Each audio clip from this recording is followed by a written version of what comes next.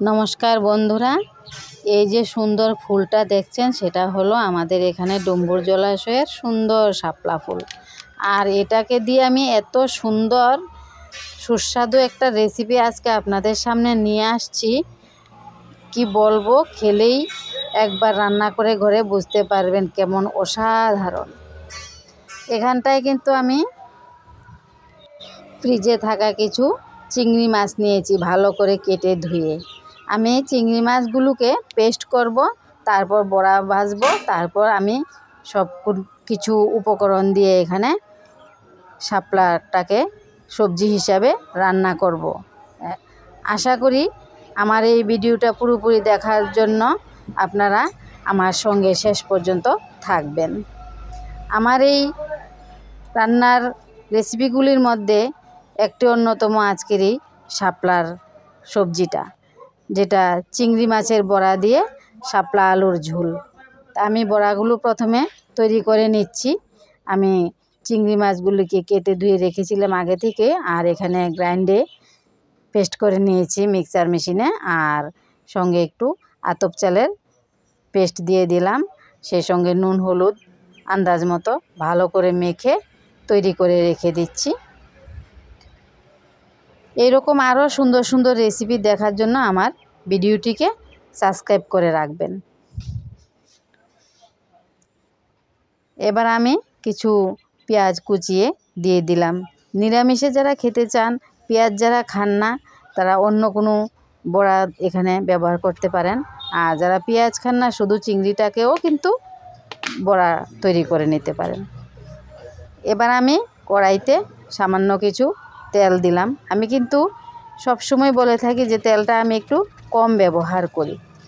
তো এতগুলো বড়ার জন্য কতটুকু তেল দিয়েছি আন্দাজে আপনারাও ব্যবহার করবেন। এবার আমি একটি চামচের সাহায্যে পকোড়া সিস্টেম করে ধীরে ধীরে সবগুলো চিংড়ির পেস্ট, যেটা আমি পিঠা দিয়ে তৈরি করে রেখেছিলাম, বড়া হিসেবে দিয়ে দিলাম কড়াইতে।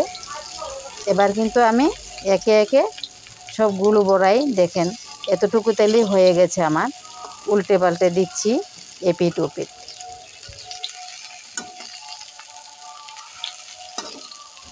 আসলে কি জানেন বন্ধুরা, আমাদের গ্রাম বাংলার মায়েরা, ঠাকুমারা, মাসি পিসিরা আর আমার শাশুড়ি মায়েরাও ভীষণ সুন্দর সুন্দর সুস্বাদু রান্না কিন্তু করতে জানতেন।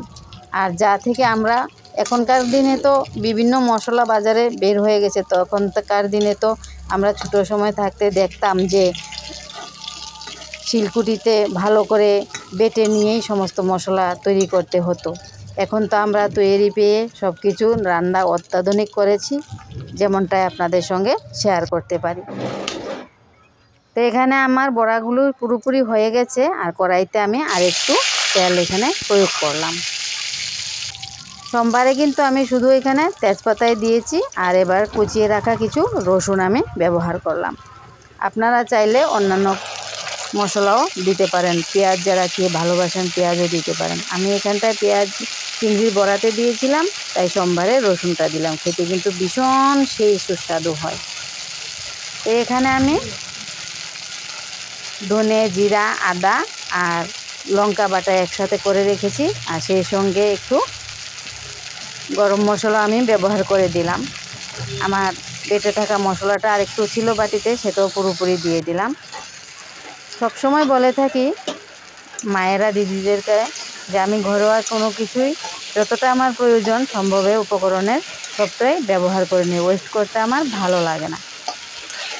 আর সেটাই মনে হয় যেন সংসারের একটা সঞ্চয় হয়, ঠিক না?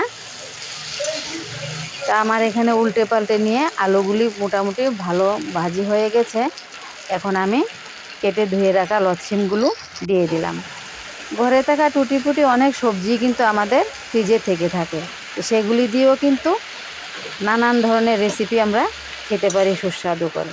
এখানটায় আমি লচ্ছিমগুলির সঙ্গে দুটো বেগুন কুচিয়ে দিয়ে দিলাম ছোটো ছোটো টুকরা করে। খেতে কিন্তু সুস্বাদু মানে কি, একবার না খেলে বুঝবেন না।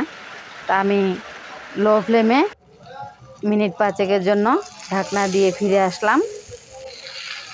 ভালো করে নাড়িয়ে নিচ্ছি, যেহেতু আমি মশলা দিয়ে আগে কষিয়ে নিয়েছিলাম, তো এখানে আমার একটু হার্ড হয়ে গেছে। আপনারা চাইলে একটু জল এখানে ব্যবহার করতে পারেন। মোটামুটি একটা হয়ে আসছে, আর একটু ভাজি 2-4টা লাড়া দিলে কিন্তু আমার হয়ে যাবে। তো এবার আমি আর একটু হালকা ফুলকা করে নাড়িয়ে নিচ্ছি লো ফ্লেমে।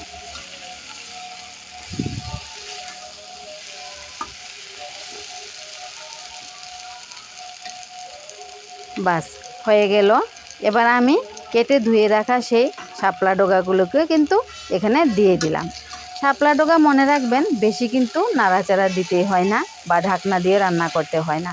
মশলাটাকে আগে এই জন্য আমি কষিয়ে নিয়েছি, আর সেই সবজিগুলোকে যেগুলি আমার ঘরে ছিল।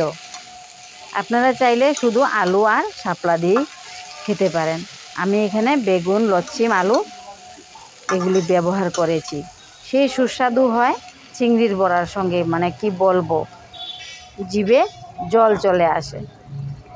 এবার আমি চিংড়ির বড়াগুলির সঙ্গে একটু জল দিয়ে ঝোল হিসাবে প্রয়োগ করলাম। আপনারা চাইলে বেশি জলে দিতে পারেন, কিন্তু আমি এখানে একটা কথাই বলবো, আমি এখানে কাঁচা জল ব্যবহার করেছি, যেহেতু আমি চালের পিঠালি দিয়েছি চিংড়ির বড়াগুলিতে, তাই আমি কাঁচা জলটা ব্যবহার করেছি। আর এখন কিন্তু ফ্লেমটা গ্যাসের ভীষণভাবে বাড়িয়ে দেব।